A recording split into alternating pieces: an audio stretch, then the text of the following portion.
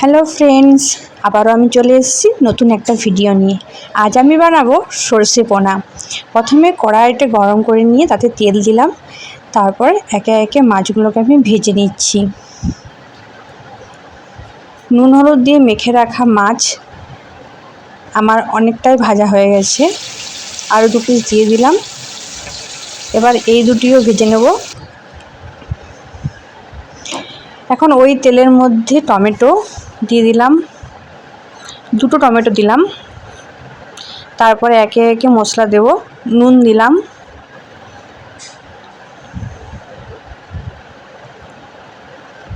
নুনটা আমি স্বাদ মতো দিয়েছি। এবারে হলুদ দিলাম। এবারে টমেটোটাকে হালকা করে ভেজে নেব।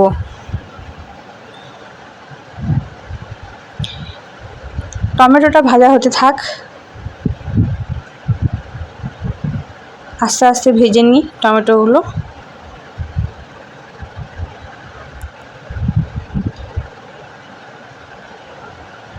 আমার টমেটো অনেকটা ভাজা হয়ে গেছে। আমি একটু করে নরম যখন হয়ে গেছে আমি একটু করে কেটে নিই।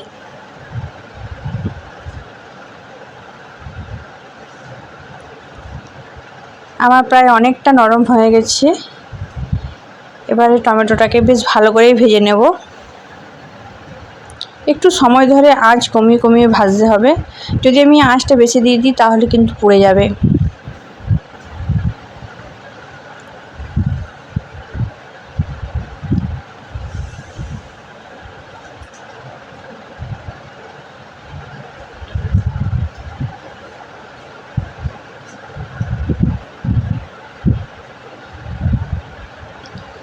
আমার আস্তে আস্তে টমেটোটা ভাজা হতে থাক। দেখুন বন্ধুরা, আমার কিন্তু টমেটোটা অনেকটা ভাজা হয়ে গেছে। এরপর আমি এতে সর্ষে বাটা দিয়ে দিলাম। সর্ষে বাটাটা একটু বেশি করে লাগবে। এবারে আস্তে আস্তে নাড়াতে থাকলাম। সর্ষেটাকেও আমি ঠিক টমেটোর মতো আস্তে আস্তে আঁচ কমিয়ে আমি কষিয়ে নেব।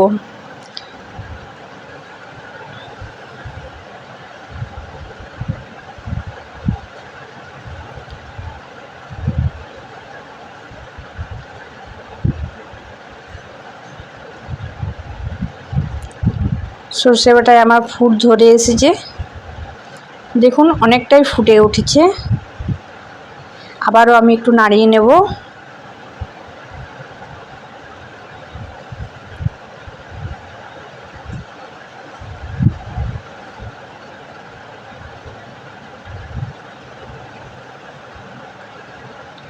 এভাবে তেল ছেড়ে আসা পর্যন্ত আরও কিছুক্ষণ পর্যন্ত আমি রান্নাটা করে নেব।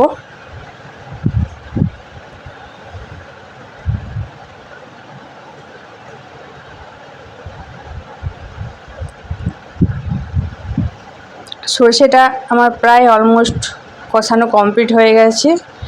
এর থেকে বেশি আমি কষাবো না। দেখুন বন্ধুরা, অনেকটাই তেল ছেড়ে এসেছে। এর থেকে যদি বেশি কষাতে চাই তাহলে কিন্তু সর্ষেটা তেতো লাগবে। আমার অনেকটা সর্ষেটা কষানো হয়ে গেছে।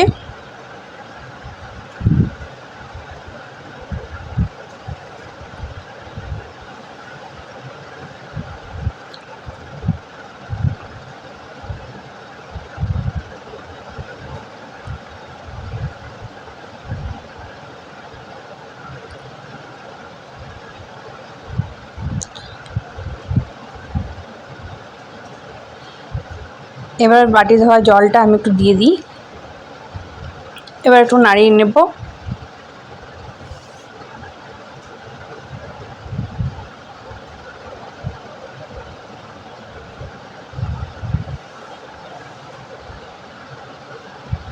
এবারে ওর মধ্যে একে একে মাছ দুটো দিয়ে দেব। আমি 2টো মাছই দিলাম, 2টো ভাজা রেখে দিয়েছি।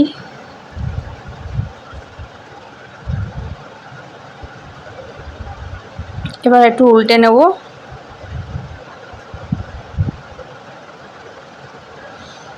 এবার একটু ফুটতে দিয়ে দেবো। আর কিন্তু নাড়াবার দরকার নেই এখন।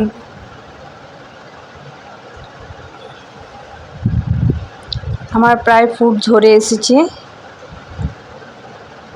আঁচটা কম অবস্থায় আস্তে আস্তে ফুটতে থাকুক, যাতে সর্ষে বাটাটা মাছের মধ্যে ঢুকে যায়। দেখুন বন্ধুরা, আমার কিন্তু অনেকটা হয়ে এসেছে। সর্ষেটা প্রায় ফুটে গেছে, মাছের সাথে অনেকটা লেগেও গেছে এবং আমার গ্রেভিটা অনেকটা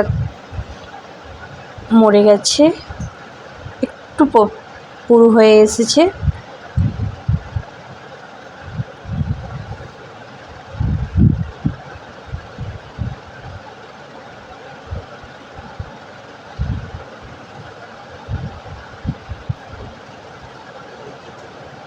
এবার আবারও আমি উল্টে দেব।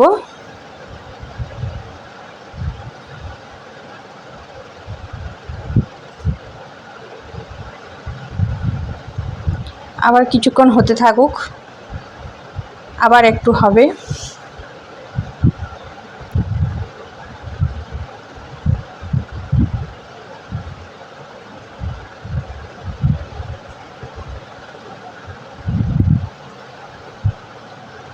আমার প্রায় হয়ে এসেছে। এবার আমি গ্যাস বন্ধ করে ঢাকা দিয়ে দেবো। যদি রান্নাটি আপনাদের ভালো লাগে তাহলে লাইক, কমেন্ট, শেয়ার করে দেবেন আর অবশ্যই সাবস্ক্রাইব করে দেবেন। ধন্যবাদ।